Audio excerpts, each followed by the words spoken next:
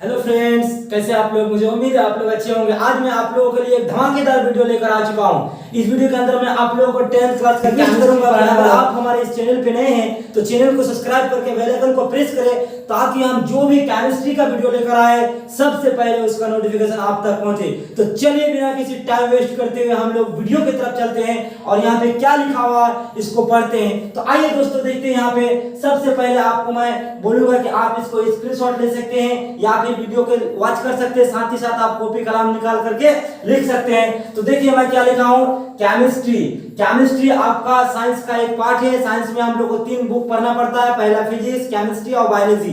तो फिजिक्स का भी वीडियो इस चैनल पे अपलोड होते रहता है और आज का वीडियो जो है केमिस्ट्री का वीडियो है। तो देखिए केमिस्ट्री मतलब रासायनिक शास्त्र।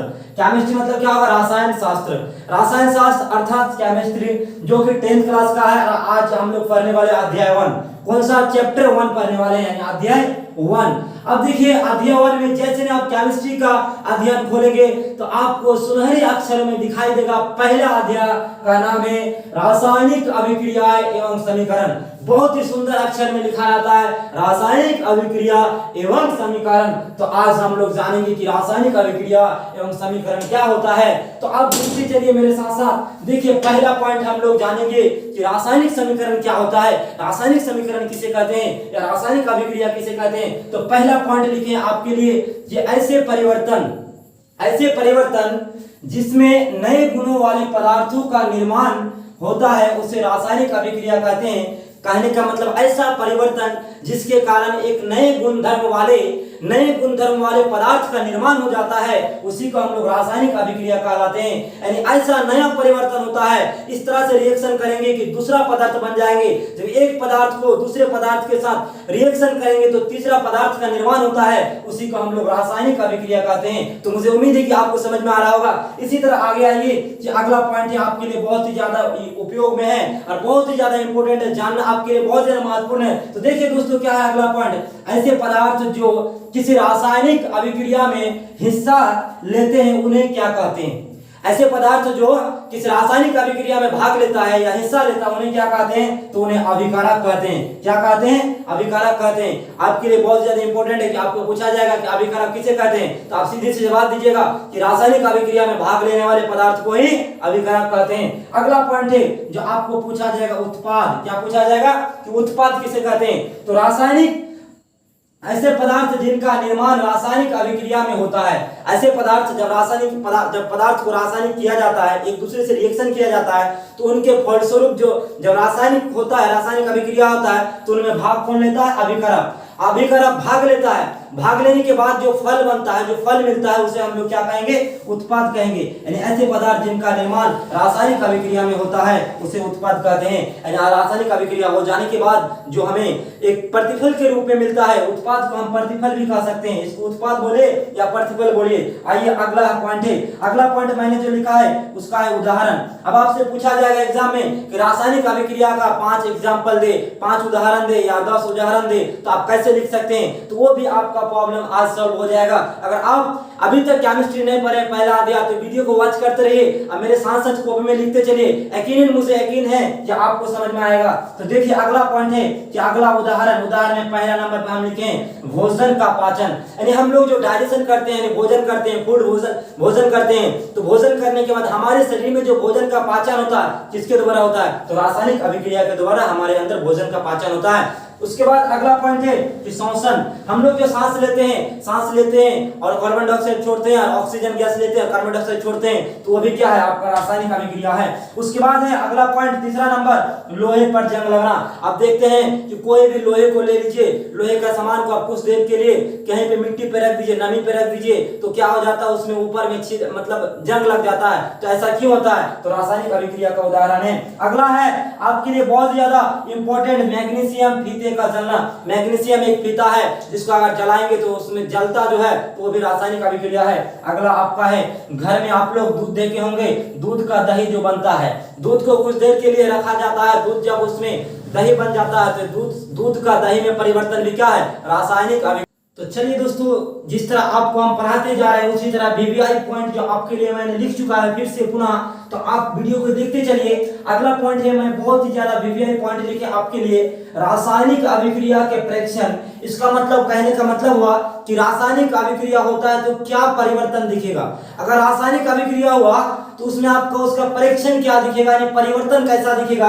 तो इसके लिए मैंने 4 पॉइंट लिखा है। और एग्जाम में पूछता है कि रासायनिक अभिक्रिया के फलस्वरूप होने वाले परिवर्तन को लिखे या उसके प्रेक्षण को लिखे, तो आप इस तरह आप लिख सकते हैं कि रासायनिक अभिक्रिया जब होता है तो उसमें क्या होता है कि अवस्था में परिवर्तन हो जाता है। अवस्था मतलब कि उसका अवस्था परिवर्तन हो जाता है। दूसरा है उसके बाद रंग में परिवर्तन हो जाता है, रंग में परिवर्तन, इसका मतलब 2 लकीरें, इसका मतलब परिवर्तन। रंग में क्या हो जाता है, उसका परिवर्तन हो जाता है, रंग चेंज हो जाएगा। उसके बाद अगला है तापमान में परिवर्तन, यानी जो उसका ताप दिया रहता है, रासायनिक अभिक्रिया जो होगा तो उच्च ताप से निम्न ताप हो सकता है या फिर निम्न ताप से उच्च ताप तक हो सकता है, यानी तापमान में भी परिवर्तन हो जाएगा। उसके बाद अगला जो पॉइंट है, गैस का उत्सर्जन हो जाएगा, यानी गैस क्या करेगा, एक गैस बहुत ही ज्यादा उत्सर्जन मतलब गैस उड़ जाएगा, गैस उड़ भी सकता है और बहुत कुछ हो सकता है। तो ये है आपका 4 पॉइंट रासायनिक अभिक्रिया का परीक्षण, यानी रासायनिक अभिक्रिया जब हो जाएगा तो ये सब लक्षण दिखेगा।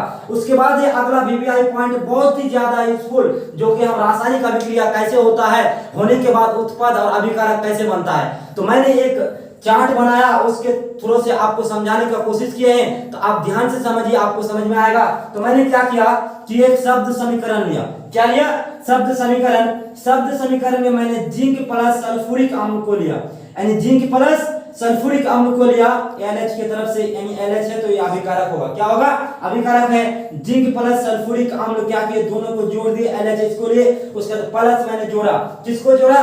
तो अभिकारक को किसके साथ जोड़ेंगे? उत्पाद के साथ। अब देखिए यहाँ पे जिंक सल्फेट लिया हमने, जिंक सल्फेट प्लस क्या किया, हाइड्रोजन लिए। अब जिंक सल्फेट और जिंक प्लस सल्फ्यूरिक अम्ल को क्या करेंगे, एक दूसरे से रिएक्शन करेंगे, तो इसका समीकरण कैसे बनता है। तो समीकरण देखिए यहाँ पे रासायनिक समीकरण कैसे बना, तो इक्वल टू देखिए हम यहाँ लिखे कि Zn से क्या होगा, जिंक, उसका प्लस सल्फ्यूरिक अम्ल का फार्मूला होता है H2SO4। क्या होता है? सल्फ्यूरिक अम्ल का फार्मूला होता है H2SO4, जो कि LHS की तरफ से है। उसके बाद तीर का लकीर देकर के मैंने जब इस जिंक को हाइड्रोजन के साथ रिएक्शन किया तो क्या हुआ, जिंक, यानी जिंक का क्या हो जाएगा, Zn, उसके बाद हाइड्रोजन, यानी जिंक सल्फेट का क्या हो जाएगा, जिंक सल्फेट का फार्मूला होता है ZnSO4 प्लस क्या हो जाएगा, हाइड्रोजन।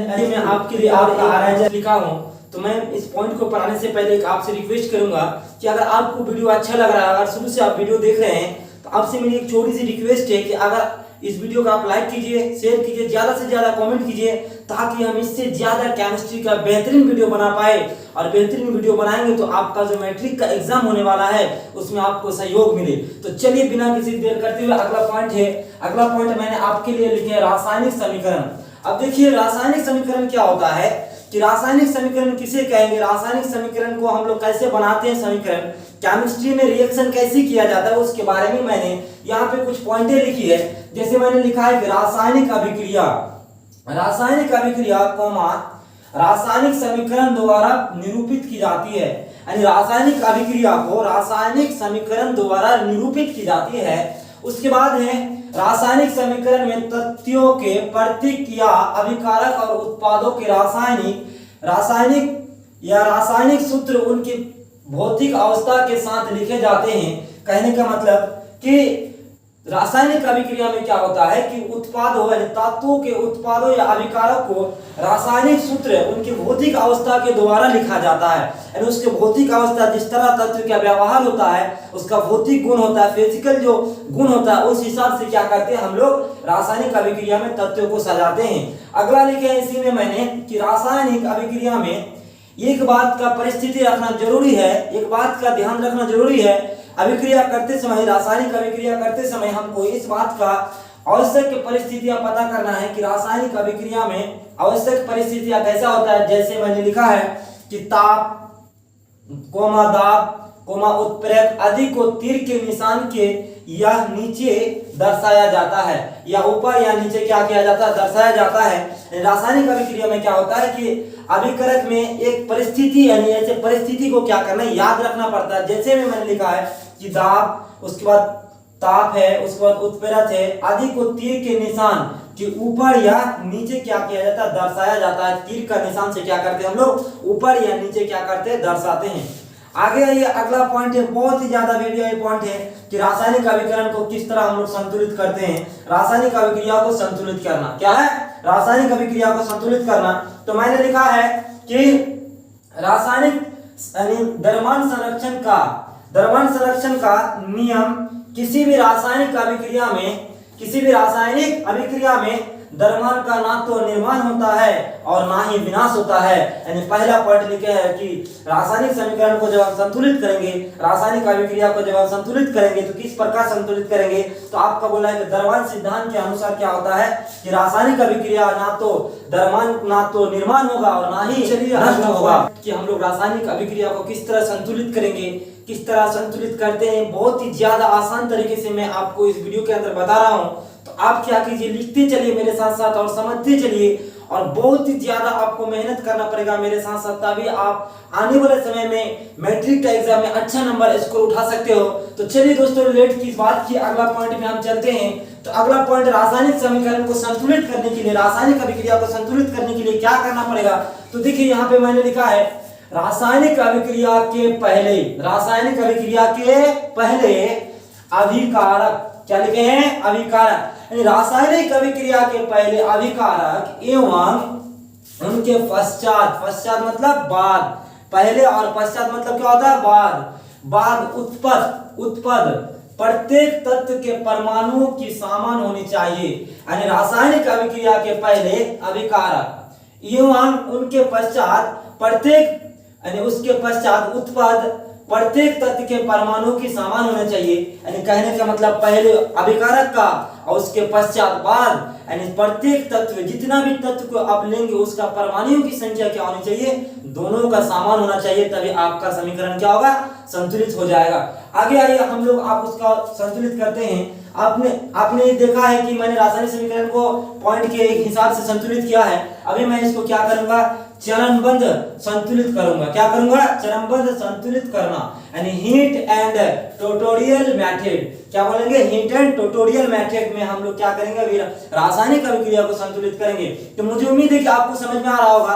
तो ध्यान से देखो और सीखो और दूसरे को भी सिखाओ और बताओ कि इस तरह का हमारे सर केमिस्ट्री का वीडियो लेकर आ रहे हैं जो कि बहुत ही आसान तरीके से समझा रहे हैं। तो मुझे उम्मीद है कि समझ में आ रहा है दोस्तों। चलिए देखिए, अगला है कि मैंने चरणबद्ध तरीके से समझाने का कोशिश किया है। तो अगला पॉइंट मैंने लिखा है चरण 1। क्या लिखा है, चरण 1 में देखिए कि क्या करना पड़ेगा आपको। तो मैंने लिखा है यहाँ पे कि रासायनिक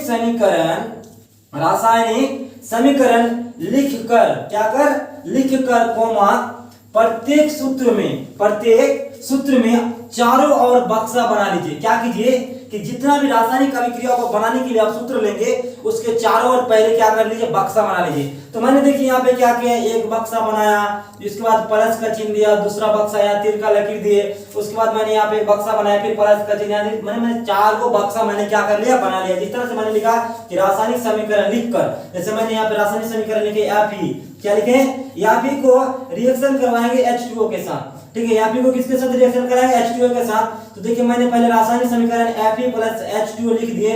उसके बाद क्या बोला है, रासायनिक समीकरण लिखकर मैंने लिख दिया।